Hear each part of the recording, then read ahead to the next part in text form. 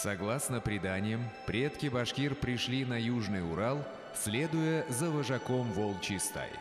Так возник их этноним. Башкорт означает «главный волк». На протяжении веков башкирский народ пополнялся за счет различных племен, в избытке поставлявшихся Великой степью. К эпохе позднего Средневековья насчитывалось около 40 башкирских родов.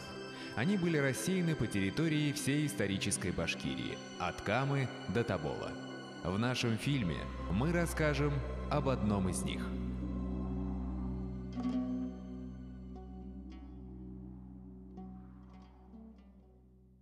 Глубоко укоренившееся мнение о том, что средоточием настоящих, или, как еще говорят, чистокровных башкир, является юго-восток Башкортостана, с точки зрения этнографии неверно.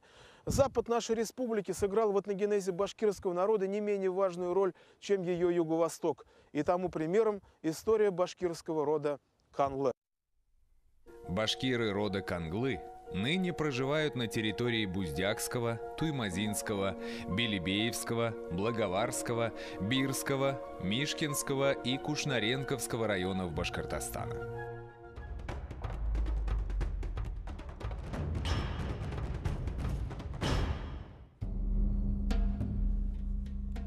В конце второго тысячелетия до нашей эры арии, обитавшие на Южном Урале и связанные с культурой Аркаима и Синташты, неожиданно бросили насиженные территории и двинулись на юг. Именно тогда произошло разделение некогда единой общности на арийцев и туранцев.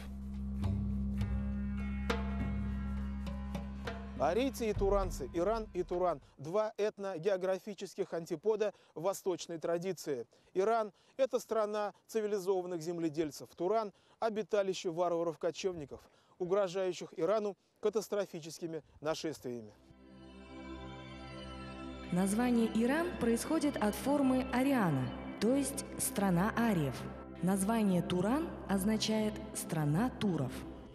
Туран включал в себя степи современной Средней Азии, Казахстана, Сибири и Южного Урала. Иран включал в себя территорию Среднего Востока от Месопотамии до Гиндукуша. Война между Ираном и Тураном, двумя близкородственными странами, шла более 1000 лет.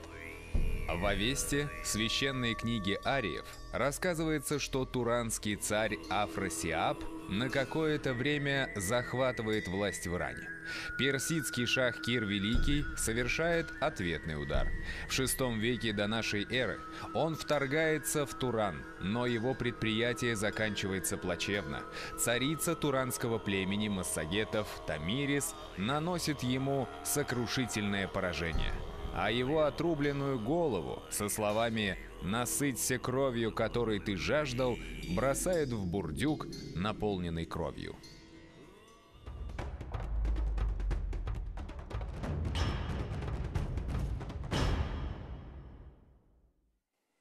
Қоңны ырауы бик көп тілді, қоңны этнонимі бик көп халық тілінде яшап келе. Даже Иран эпосы Авестала қоңнылар турында сөз бара. Кыргызларда қоңды, казакларда қоңлы, ноғайларда қоңлы.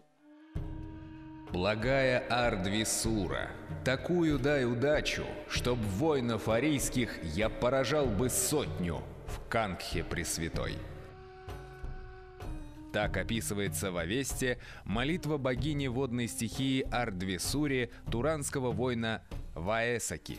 Рядом по тексту с аналогичной же просьбой, чтобы воинов туранских я поражал бы 100 в Кангхе Пресвятой, молится Ардвисуре арийский воин Туса. Оба воина, арийский и туранский, молятся в Пресвятой Кангхе одним и тем же богам, упомянутый Ардвисуре Анахите, богу солнца Митре, волшебным птицам Хумай и Симург или Самрау, что говорит в пользу их культурной общности. Но где находилась сама Пресвятая Кангха? Пресвятая Кангха Авесты соответствует царству Канг в поэме Шахнаме. И вскоре достигли веселья полны цветущего Канга, столицы страны. Лишь в город вступил Сиявуш, донесли об этом владыке туранской земли. И вот Афросиаб из дворца своего выходит на улицу встретить его. Название царства Канг происходит от древнего названия реки Сырдарья, именовавшейся Кангом или Гангом. По мере движения ариев на полуостров Индостан, название Ганг было перенесено на современную реку Ганг в Индии. Ученые считают, что центр древнего Канга находился в Хорезме. Именно там были обнаружены памятники древности, состоявшие, как и Аркаим, из концентрических кругов.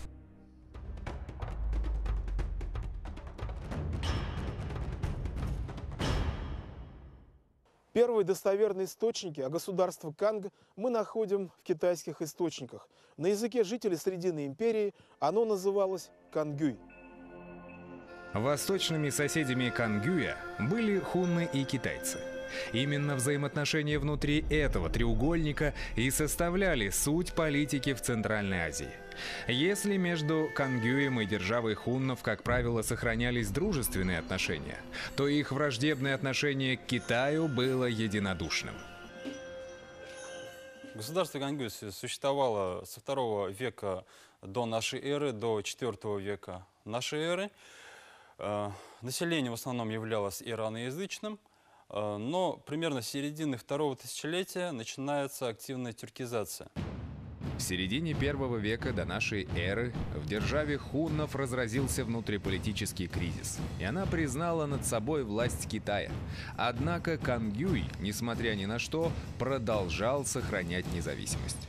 Хроника Цаньханьшу сообщает: «Кангюй горд, дерзок и никак не соглашается делать поклонение перед нашими посланниками. Народонаселение состоит из 120 тысяч семейств, 600 тысяч душ, строевого войска 120 тысяч человек». Держава Кангюй охватывала огромные пространства между Южным Уралом на севере до Сырдарьи на юге.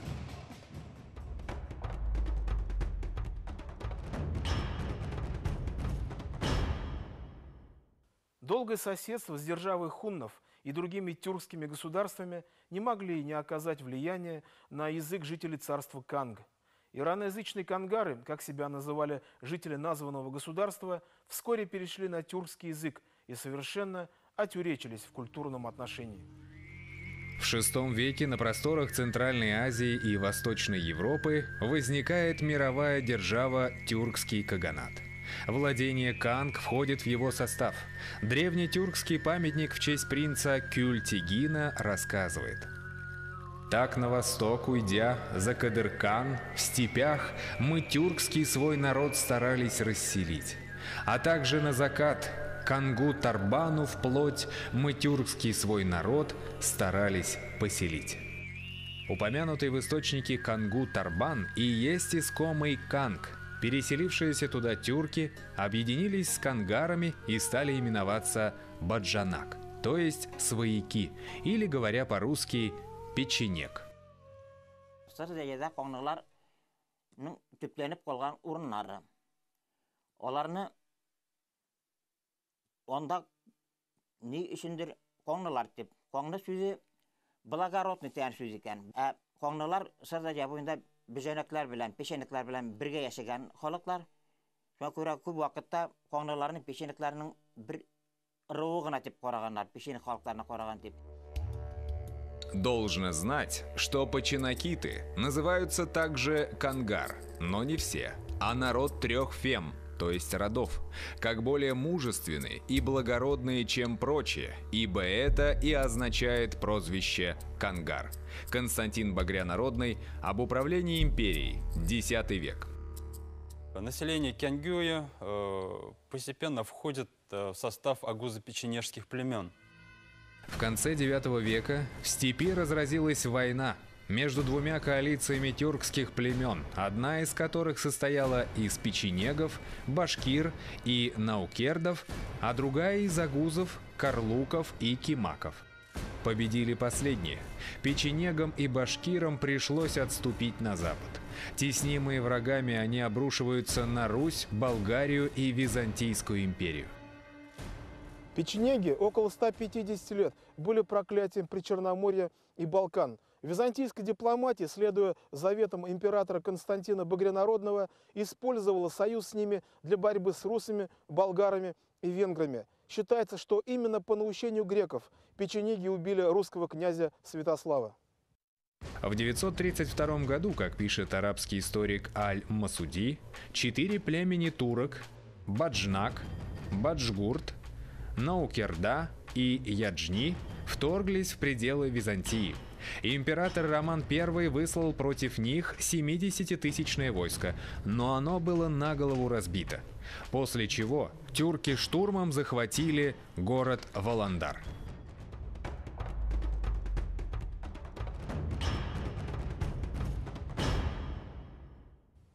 Сам факт существования башкирского народа и рода Канлы в его составе говорит в пользу того, что далеко не все башкиры и печенеги отправились в губительный для них западный поход в Причерноморье и на Балканы. Значительная их часть осталась в местах прежнего своего обитания. В XI веке огромные пространства Евразии от Иртыша до Дуная становятся достоянием различных кыпчакских группировок, условно объединяемых под названием Дешт и Кыпчак, то есть Кыпчакская степь. Согласно арабскому энциклопедисту Нувайри, Дешт и Кыпчак состоял из следующих племен: Ете, Бурджаглы, Бурлы, Кангараглы, Анжаглы, Дурут, Карабурыклы, Катян, Джузан. Название Кангараглы вскоре приобрело стяженную форму Канглы.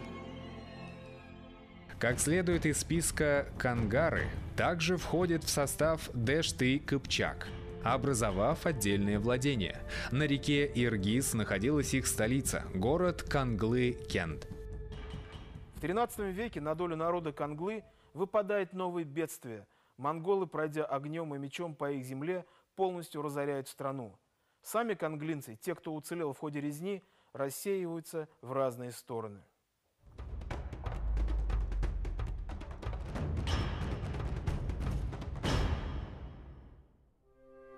Наибольшее число селений башкир рода Канглы сосредоточено в Буздякском районе Башкортостана.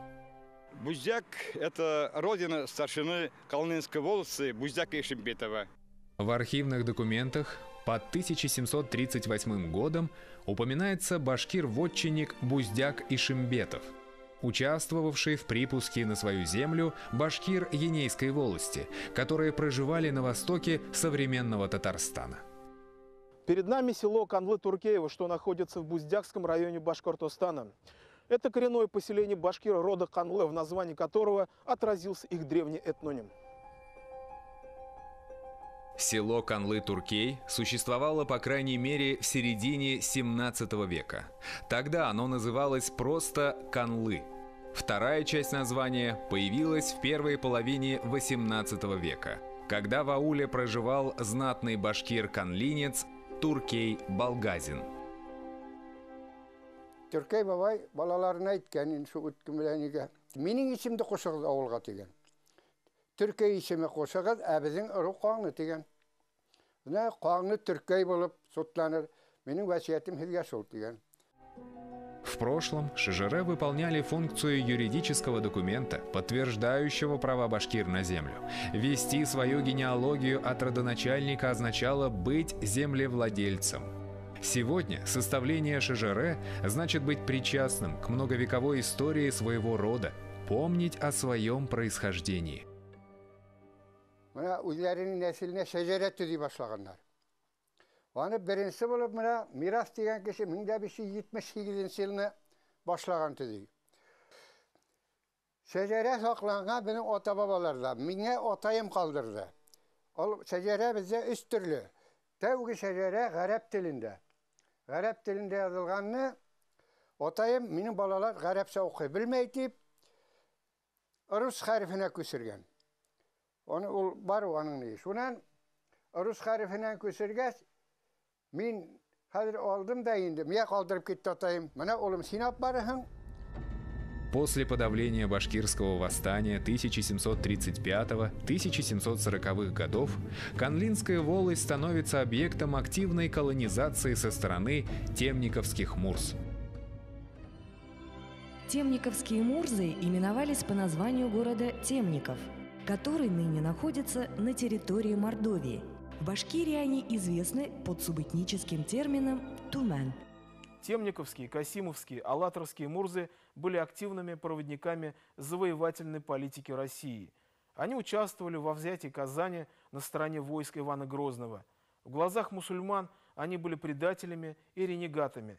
Недаром поэт Шейхзада Бабич едко высмеивал этих самых мурз, цитируя, «разоривших Булгарское царство и предавших Казанское правительство». Особенно известной личностью, вышедшей из их среды, был крещенный мурза Алексей Тевкелев. Он и ему подобные много сделали для того, чтобы лишить башкир-канлинцев их вотчинных земель. Они воровали жалованную грамоту и шезеря, чтобы всех землю отобрать у башкир, и чтобы они без земли остались, чтобы заказать, чтобы у них не было документов. Башкиры-канлинцы были участниками многих башкирских восстаний. В годы Пугачевщины был известен повстанческий полковник Миней Султуков, проживавший в селе Сабаево, того же Буздякского района республики.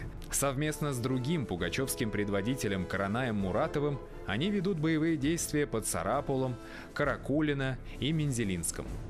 За свое участие в мятежах башкиры лишались своих земель, а лишившись их, теряли и свой статус вотчинников.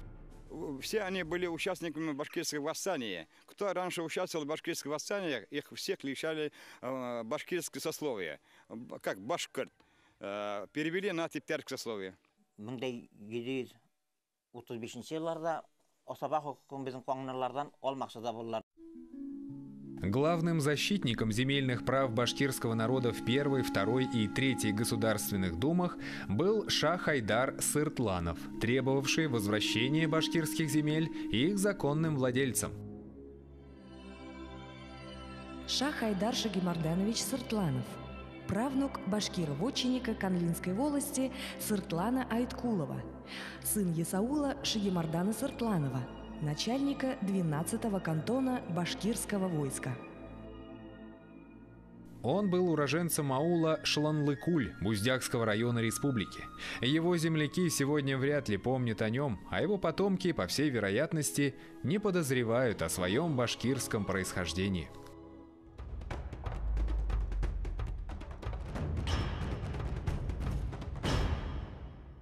В XIX – начале XX века на смену вооруженному давлению со стороны правительства на права и вольности башкир пришла политика их культурной и языковой ассимиляции под знаменем просвещения и образования. Просветители полагали, что башкирское наречие является варваризмом, то есть отклонением от литературного языка тюрки, а следовательно, его нужно было привести к стандарту. Оларга привилегия күп бирелә патша хөкүмәте ягыннан. Привилегия күп була, алар укыйлар. Уку бөтенесе татар телендә бара. Китаплар татар телендә Казанда чыга. Анда төп нее? Без бөек татарлар, безнең башкаларыбыз Казан.